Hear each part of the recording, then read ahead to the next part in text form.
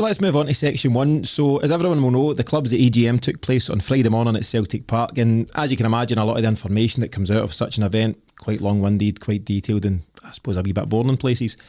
So we're not going to go over a blow-by-blow account of the meeting, and instead we've picked out 2 of the more interesting headlines that have come out of the AGM, which we'll now look at in a bit more detail.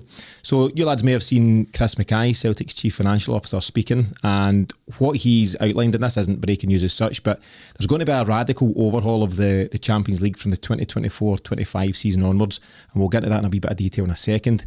And Chris McKay says, needless to say, this is where we need to be every season, and that's what we're striving for. Quickly, before we get into the details of that Champions League and what it's going to look like, I'm just going to run very briefly over the financial figures that McKay reported on the AGM. I mentioned these last week, but it is relevant to cover it at this time. So revenues are up by 27 million, mostly down to the club being able to operate the stadium at full capacity post-COVID, as well as the club stores also been back in full operation. We recorded a profit of 6.1 million, which is a notable turnaround from a loss of 11.5 million the previous year. And crucially, McKay also noted that player sales brought in a club record 29 million in the financial year, and that included sales of players like Chris Ayer, Odsonne Edouard and Ryan Christie. That model continues to be a cornerstone of how the club is run. However, equally vital is the revenue that Champions League football brings, and we'll see that reflected in the next set of accounts as we return to the top table for the first time in 5 years.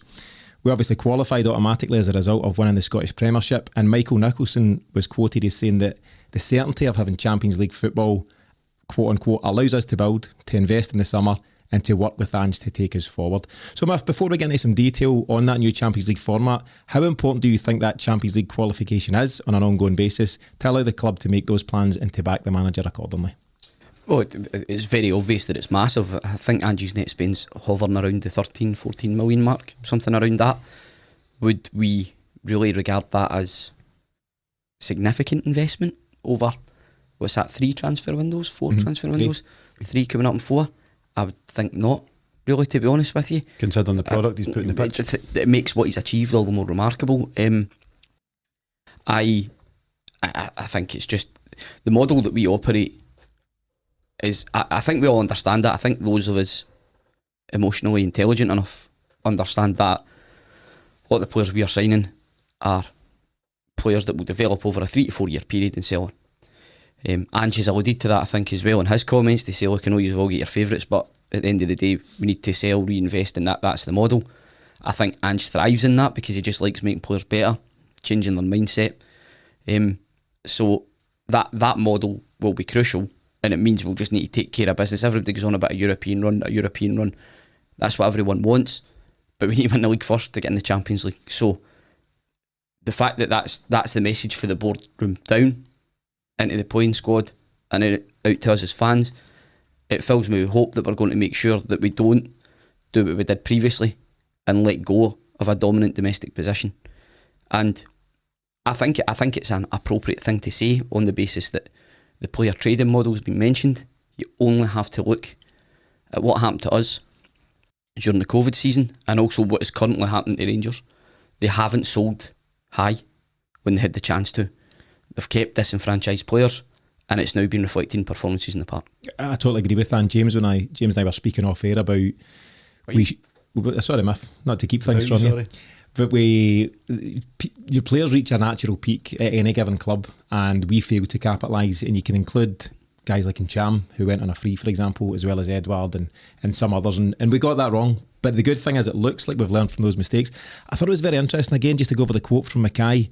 Needless to say, this is where we need to be every season, and that's what we strive for. And as you say, Miff, that's the message coming from the top down. It's no secret, and I know it firsthand from when I worked at the club, that they budget for Europa League. They don't budget for the big ticket, and they would rarely, if ever, speculate to accumulate. They would never say, do you know what, we're going to pay the extra bucks to get this striker that might get us into this Champions League. They would wait to see where we land. This is why Near Beaton played at centre-half so often, for example. They wouldn't go and spend the money on the big player. They'd say, we'll see if we can scramble our way in there with what we've got. Now what we've got is, when you win that league title, Miff, certainly at this moment in time, guaranteed. So it means from the moment the whistle blows in the last day of the season, or earlier if you've wrapped it up soon enough, you know exactly what you can spend. So you can go out there with the confidence that Champions League will bring in X, we can spend Y. And it just must make such a difference to the planning going on behind the scenes. Definitely. If you're going to sum up in a word what's changed with a new CEO and Peter Lawwell stepping down. It's ambition.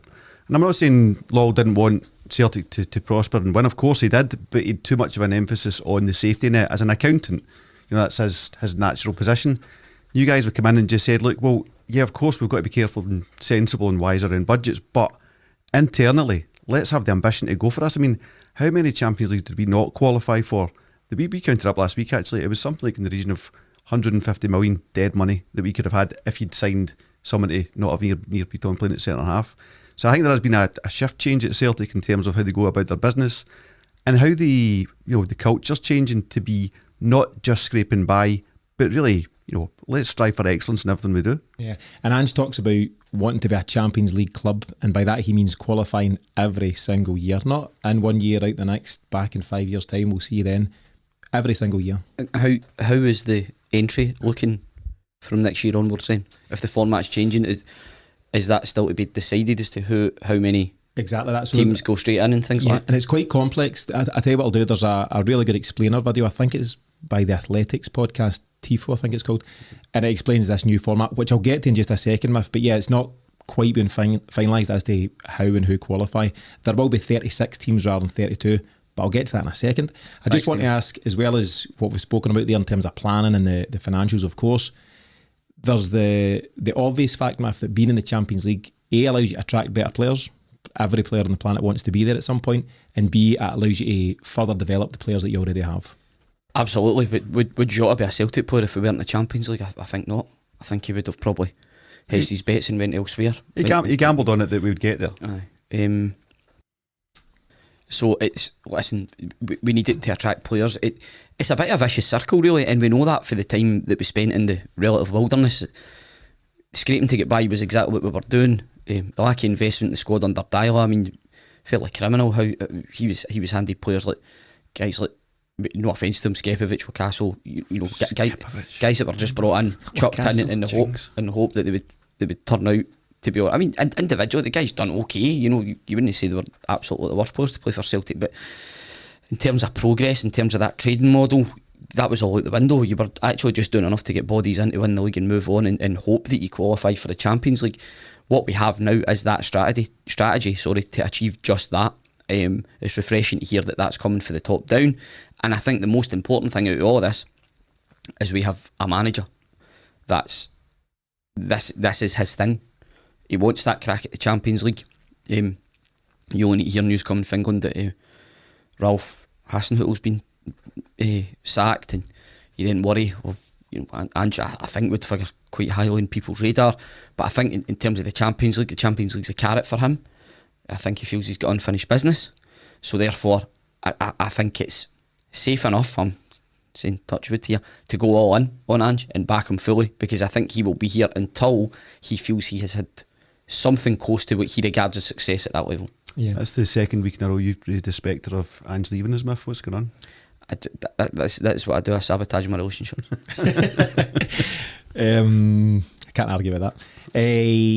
That threw me, James. I was just going to say that when watching some of the AGM stuff, Ange speaks about this very genuine alignment he's got with Michael Nicholson and Chris McKay, and that's just so important, and that's not something that has always been the case. Far from it. At Celtic, even Martin O'Neill, great success, frosty relationship with the board at times. We know all about Brendan Rodgers. I don't think Ronnie Dyla was treated particularly well, for example. Now you've got people singing for the same hymn sheet and moving forward in the right direction, and it's a breath of fresh air. Yeah, and I don't know where Michael Nicholson's training as a CEO has come from, or his influences as a CEO come from, because they're not Lawwell. He doesn't behave like Lawwell behaved. There was very much the board was the parent and the manager was the child. It's just not like that anymore. We're a cohesive team working together to great effect. Yeah. In terms of that new Champions League format, so as I say, I'll share the video which explains it far better than I'm about to, but it's based on what is called the Swiss model, popular in chess by all accounts. James, played much chess recently? Not in a couple of years. So the revamp has been led by Juventus chief Andrea Agnelli, who's the chairman of the European Club Association. Should be noted, Miff, that Celtic's Peter Lawwell is also a board member of the aforementioned European Club Association. Handy guy to have around, some would say. Aye, he seems to be everywhere, that guy. Yeah. Side note, obviously he wasn't confirmed as the chairman, which we all suspected. It's still going to happen, it's by the way. Absolutely going to happen. That was just a PR thing. And Find the right time to do it. It'd have been madness to do it in a room full of Celtic fans who are baying for blood. So if you were doing it then, it'd have been a horrific call. It's happening. So I'll eat my hat if it's not a goer. Anyway, going back to that format, so this Swiss model will see one big league of 36 teams rather than the existing 32 teams playing across 8 groups of 4. So it takes a bit to get your head around that as a first point. What'll happen is it will see us playing 4 home games and 4 away games against 8 completely different sides. So James gave the example, you could have Molde at home and then Bayern Munich away, for example, and see how that all goes. But on that basis, there's more games, there's more money, there's more sponsorship opportunities, and as much as the revenues have still to be confirmed, the financials will skyrocket, and we need to be there, James. Yeah, you said we're taking in, what, 2 million a game now for a Champions League game? If you get a win, you get 2.4 million just for the points alone. But in terms of Just gate your receipts and attendance, commerciality, something close to So 2 million, I believe. Just very simply, we're currently getting 6 for that, and that goes to 8. So that's just, for a start, that's a big thing. And as McKay says, we need to be there. It's an interesting word, need. You wouldn't hear that from Celtic before. It'd be like, be nice to be there, need to be there. I like that. Yeah, so Dan, it's far more definite than tickling it, if you like. Yeah. Just to explain a wee bit more on that format, actually. So of the 36 teams, the top 8 automatically go through to the next stage. I'll take it slow, if I can see your cogs whirring. 8 go through, and then the 16 next best teams go into a playoff, and the 8 winners then go and join the original 8. So lots going on, but ultimately, as I say, it means more football and far more room for those revenues. If we want to try and somehow bridge the gap between ourselves and the biggest club, this is the obvious route to doing so, isn't it? It's the only route. Even because of the financial fair play rules, you can't really get a wealthy benefactor coming in and pouring all their money in like has previously happened in other leagues. It's the only route for us to grow organically with the money that we can access through Champions League revenue. We currently are in a strong position. I mean that not just only in terms of the league table, but we feel settled. There's a squad of players there that clearly get it. There's a spirit between the players and the fans. And the word that James used, I mean, he's a thesaurus. This lad, he's just brilliant with his words. But cohesive is that's it. Every part of the club is working well. It's really now just down to us capitalising on that. And I think all the messages are sounding good.